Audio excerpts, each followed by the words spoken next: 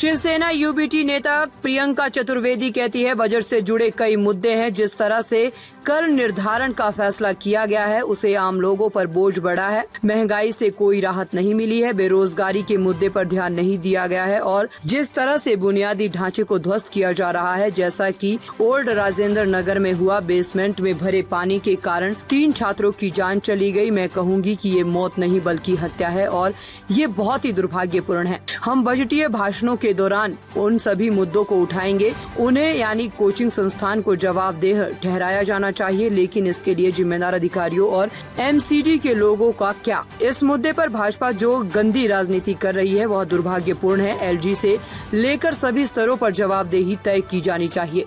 ये मुद्दे तो बहुत सारे हैं इस बजट को लेकर। जिस तरीके से टैक्सेशन डिसाइड हुआ है कि आम जनता पे और टैक्स की मार पड़ रही है और किसी तरीके से महंगाई से राहत नहीं मिल रही है, ना उनकी इनकम बढ़ रही है, ना बेरोजगारी पे किसी तरीके का असर पड़ने वाला है कि कैसे ख़त्म किया जाए, कैसे उस चुनौती को का सामना किया जाए।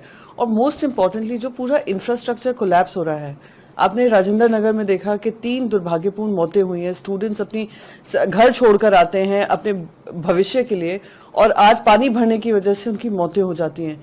ये तो मैं कहती हूँ ये मौत नहीं है, ये हत्या की गई है क्योंकि इंफ्रास्ट्रक्चरल कोलैप्स है और ये दुर्भाग्यपूर्ण है। तो ये सारे बजट के मुद्दे होंगे कि आज एक आम आदमी आपसे क्या उम्मीद करता है। 2 वक्त की रोटी और एक घर बन जाए, 2 वक्त की रोटी मिल जाए, बच्चों को रोजगार मिल जाए, बच्चों की शिक्षा अच्छी हो जाए, वो भी हम नहीं दे पा रहे हैं। तो ये देश का सबसे बड़ा दुर्भाग्य है और ये सारी चीजें बजट की स्पीचेस के दौरान हम उठाएंगे। इस घटना के बाद ओल्ड राजेंद्र नगर में 13 इस तरीके के संस्थानों को सील किया गया है एमसीडी द्वारा, जो बेसमेंट में चलाए गए। उनको तो सील करिए, उनकी तो अकाउंटेबिलिटी तय करनी चाहिए, पर उनकी अकाउंटेबिलिटी कौन तय करेगा कि जानबूझकर, सोच समझकर, सबको पता है कि नालों की सफाई नहीं हुई है, सबको पता है कि इस पे कामचोरी हो रही है, उन पे कब कार्रवाई की जाएगी? जो वहाँ के जिम्मेदार लोग हैं, जो वहाँ के म्युनिसिपल कॉरपोरेशन में कार्यरत लोग हैं, जो वहाँ से आते हैं, इन सब पे कार्रवाई होनी चाहिए। और एक और इम्पॉर्टेंट चीज़ है, जो यहाँ के एलजी हैं, जो यहाँ के एलजी कहते हैं यही करता धरता है, सारी दिल्ली सर्विसेज बिल भी उन्हीं के अंतर्गत है, सारे अपॉइंटमेंट्स भी उनके अंतर्गत हैं।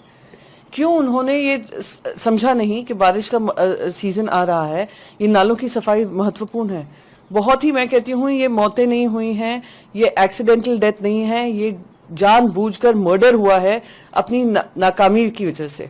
तो इस पे कार्रवाई होनी चाहिए, सख्त से सख्त कार्रवाई होनी चाहिए। बीजेपी जो मुआवजे की मांग कर रही है, इसके साथ ही दिल्ली सरकार के जो अधिकारी हैं उनको पद से इस्तीफा देना चाहिए, मंत्रियों को, जल बोर्ड को, और साथ ही कह रहे हैं झीलों का शहर बनाना चाहते थे, लेकिन हालात ये हैं कि लोग डूब कर मर रहे हैं।